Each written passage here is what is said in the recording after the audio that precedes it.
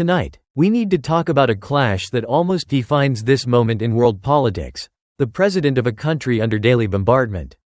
Volodymyr Zelenskyy of Ukraine, publicly and sharply confronting Donald Trump, a former president of the United States and a leading candidate to return to the White House, in the shadow of an assassination attempt. This is not just about one angry statement or one heated press conference. It is about war and peace in Europe, about sanctions and Russian oil money, about how far the West is willing to go to stop Vladimir Putin, and about whether Trump's vision for ending the war in Ukraine would mean, in Zelenskyy's words and in the view of many in Europe, a surrender dressed up as peace. Let's start with the event that shook American politics and reverberated around the world: the assassination attempts on Donald Trump. In July 2024, during a campaign rally in Pennsylvania, a gunman opened fire on Trump. He survived, but a supporter in the crowd was killed and others were injured. Months later, in September, there was another suspected attempt, this time at his golf club in Florida, where an armed man was intercepted near the course. In both cases, Trump walked away alive. These incidents were quickly labeled by the FBI as apparent assassination attempts. Around the world, leaders condemned the violence. President Volodymyr Zelenskyy was one of them. He publicly said he was glad Trump was safe, sent best wishes to him and his family, and stressed that political violence has no place anywhere in the world and that the rule of law must prevail. So remember this: the starting point is not personal hatred. Zelenskyy did not cheer these attacks. He condemned them clearly and immediately. That matters. But even as he condemned violence against Trump, a very different kind of threat was reportedly forming around Zelenskyy himself. In our story, we go back to a visit Zelenskyy made to Ireland. According to European security sources cited by journalists and officials, there was a serious scare. Several large military-grade drones entered restricted airspace and flew along what had been the planned flight path of Zelenskyy's aircraft. The timing raised alarms. His plane had landed earlier than originally scheduled. The drones showed up in the window when he was supposed to be in the sky. European officials privately described this as a form of hybrid warfare, a gray zone tactic designed to send a message: we can reach you. No one claimed responsibility, but in capitals across Europe, the suspicion was obvious. Russia was the prime suspect. In their view, if this was not a direct assassination attempt, it was at the very least a rehearsal, a probe of defenses, or a warning shot at the president who has become the face of resistance to Vladimir Putin's invasion. So we have this chilling image: Donald Trump, twice nearly killed on U.S. soil; Volodymyr Zelenskyy, visiting European allies while allegedly being stalked in the air by hostile drones. Two political figures, both targeted by violence or intimidation, but standing on opposite sides of a war that now defines global security. Now, into this already tense landscape, enter Donald Trump's long-running claim that he could end the war in Ukraine in 24 hours. You've heard it. Trump has repeatedly said that if he returns to the White House, he would call Putin and Zelenskyy, bring them to the table, and end the war in a day. He points to the timeline: under George W. Bush, Russia invaded Georgia; under Barack Obama, Russia seized Crimea; under Joe Biden, Russia launched a full-scale invasion of Ukraine; and under Trump's own presidency, Putin did not launch a major new land grab. Therefore, Trump argues, only he can strike the deal that stops the killing. Zelenskyy has heard this claim over and over, and he has become increasingly blunt in his response.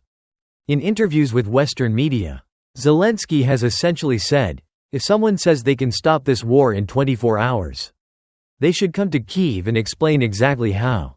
Do they plan to give away Ukrainian land? Do they plan to lift sanctions on Russia? Do they want Ukraine to abandon its NATO ambitions, disarm, or freeze the front lines in a way that leaves millions of Ukrainians under Russian occupation? Behind the diplomatic language, the implication is clear. In Zelenskyy's view, a 24-hour peace likely means a deal made over Ukraine's head, sacrificing its territory and people to satisfy Russia. He has repeatedly drawn red lines: no recognition of illegal annexations, no forced neutralization, no peace that rewards aggression. Any plan that crosses those lines, he argues, is not peace, it is capitulation. This brings us to the heart of the latest confrontation: why Zelenskyy is now described as furious with Trump. In the background, there have been reports of back-channel contacts between people close to Trump and Russian officials.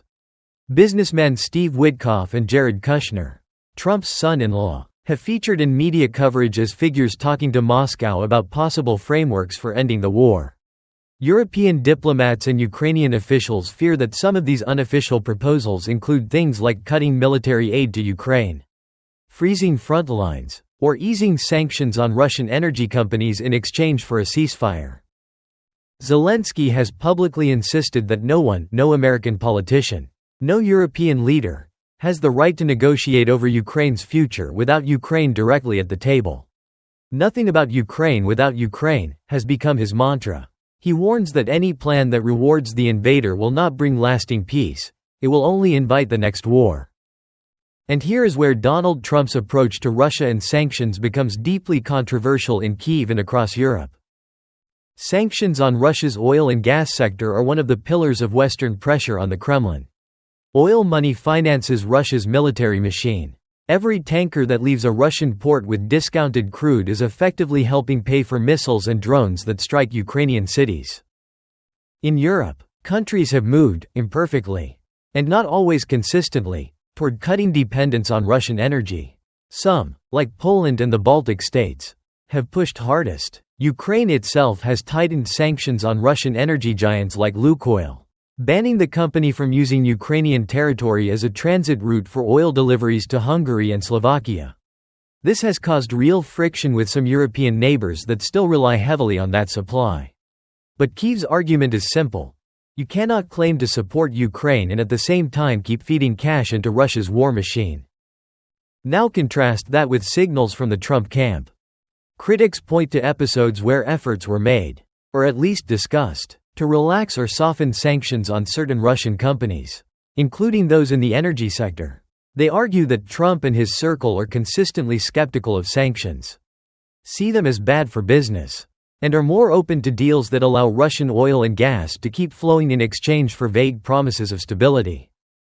From Zelenskyy's perspective, this is infuriating. Imagine, he would say, living in a country where air raid sirens wake children at night, where power plants are bombed in winter, where Russian missiles hit apartment buildings, and then hearing that the leader of the United States, or the man who wants to be that leader again, is talking about easing the financial pressure on the very state waging war against you. So when he blasts Trump, it is not just about one comment or one interview. It is about a pattern. Zelenskyy sees Trump promising a quick deal, Trump's associates meeting with Russians, talk of easing sanctions on Russian energy, and European intelligence warning of Russian hybrid operations that may even target Zelenskyy's own life. Then he sees Russian propaganda trying to spin the assassination attempts against Trump by pushing conspiracy theories that somehow blame Ukraine. For Zelenskyy, it starts to look like a coordinated information war. Undermine Ukraine, smear its leadership, and pressure the West to accept a peace that locks in Russian gains. At the same time, Vladimir Putin continues to issue statements that many in Europe interpret as open threats. Russian officials complain that NATO expansion is an existential danger and hint that if Western countries keep arming Ukraine, they themselves could become legitimate targets. European leaders hear these words and remember history.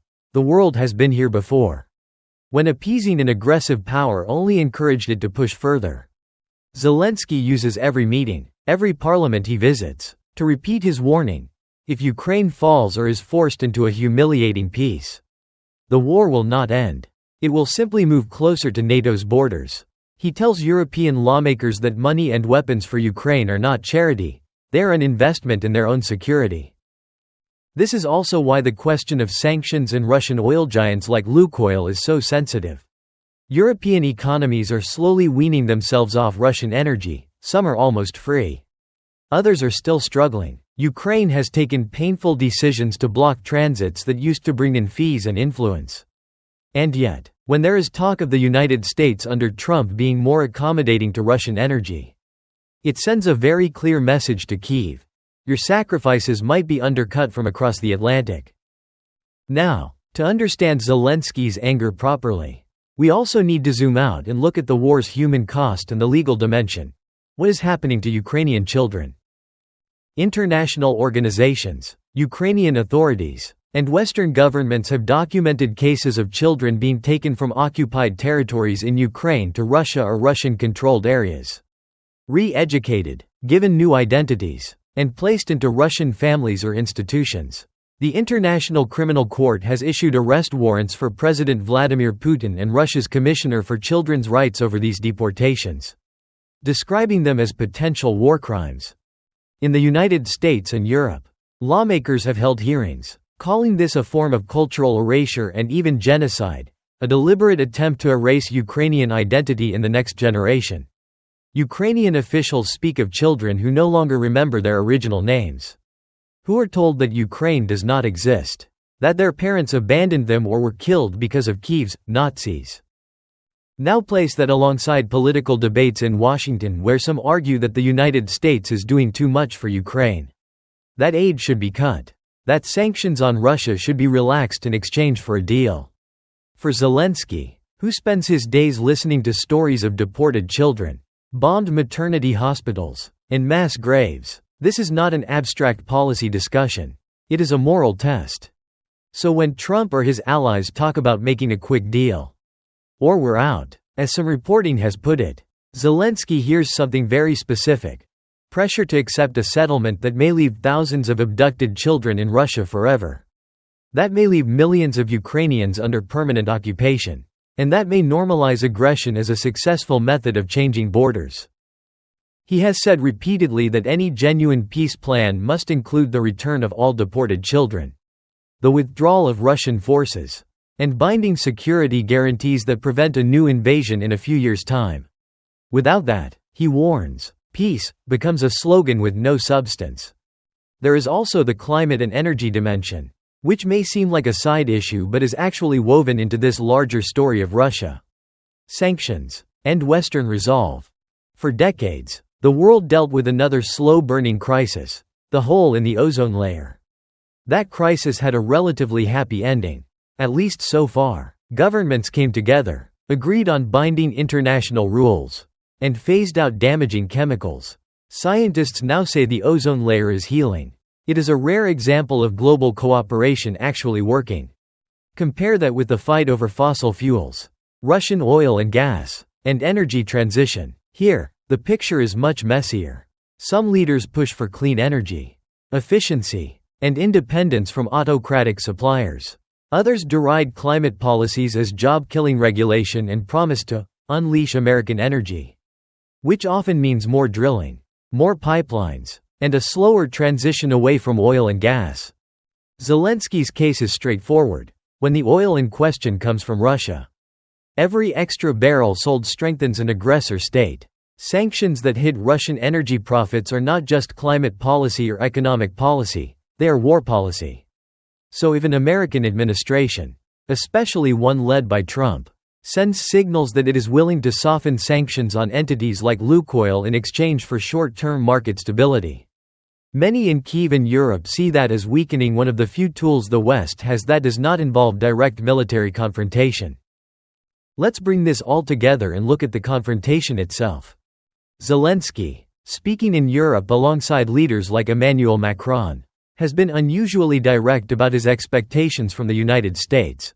He wants the next U.S. administration, whoever leads it, to commit to a just peace.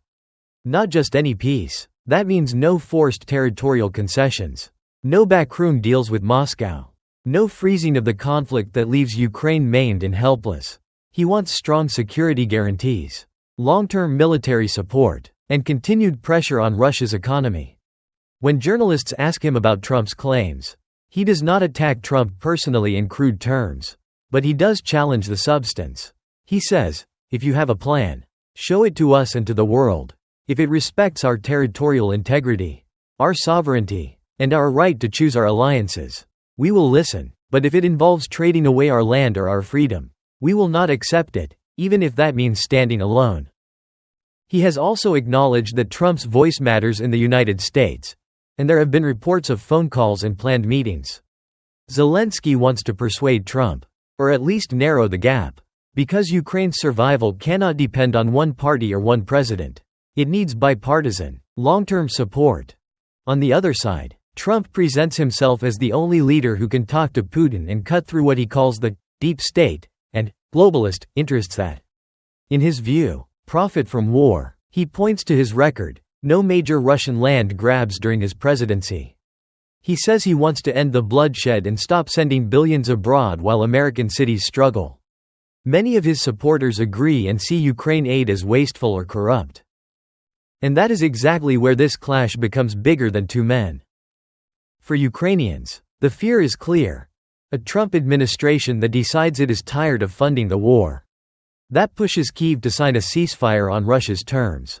And that eases sanctions on Russian energy to lower global prices and please voters. For many Europeans, especially in the East, this scenario looks like a nightmare, one where the United States retreats. Russia consolidates its gains, and NATO's credibility is shaken. For Trump's base, the nightmare looks very different: endless war, billions of dollars flowing to a faraway country, and a risk of direct confrontation with Russia that could spiral out of control. Zelensky's harsh words about Trump sit exactly on this fault line. He is not just speaking to Trump, he is speaking to American voters, European citizens, and even Russians watching through censored media. He is saying, do not believe in easy fixes. Do not think you can sign away Ukrainian territory and call it peace. Do not underestimate what happens to Europe, and to the world, if aggression is rewarded. At the same time, he is careful to condemn political violence everywhere, even when the target is a politician whose policies he clearly fears. This is why his reaction to the attempts on Trump's life matters. It shows that, for him, the fight is not personal revenge, it is about principles, sovereignty, rule of law, and the rejection of terror as a political tool. So, where does this leave us? We are in a moment where the war in Ukraine is approaching yet another winter. With front lines grinding, cities under attack, and millions displaced, European allies are debating how long they can sustain large flows of aid. The US political system is deeply polarized. One possible future has a president who wants to maintain or increase aid and keep the pressure on Putin. Another possible future has a president who promises a fast deal, questions sanctions, and openly doubts the value of long-term support for Kyiv. Zelenskyy, who has spent almost his entire presidency under wartime conditions, knows that his own fate and that of his country may depend on which path the United States takes. That is why his words about Trump are so sharp. In his eyes, this is not just another foreign policy disagreement. It is a question of whether Ukraine survives as a free, independent, democratic state, or becomes a bargaining chip in a great power transaction. For viewers watching this from far away, it can be tempting to tune out. Another speech, another summit, another headline about sanctions and energy. But behind the jargon are very human questions: the safety of a family in Kharkiv, the future of a farmer in Kherson, the identity of a child taken to Russia and told to forget their name. As we follow the exchanges between Zelenskyy and Trump, between Kyiv and Washington, between NATO and Moscow, it is worth keeping those people in mind, because for them, the outcome of this argument is not content for a talk show, it is life or death, freedom or fear. And one last thing: political violence, whether it is a drone shadowing a presidential plane, a gunman at a rally, or a bomb falling on a city, must never be normalized. Zelenskyy is right about that. Wherever you stand in the political spectrum, whoever you support in the next election, that principle should be non-negotiable.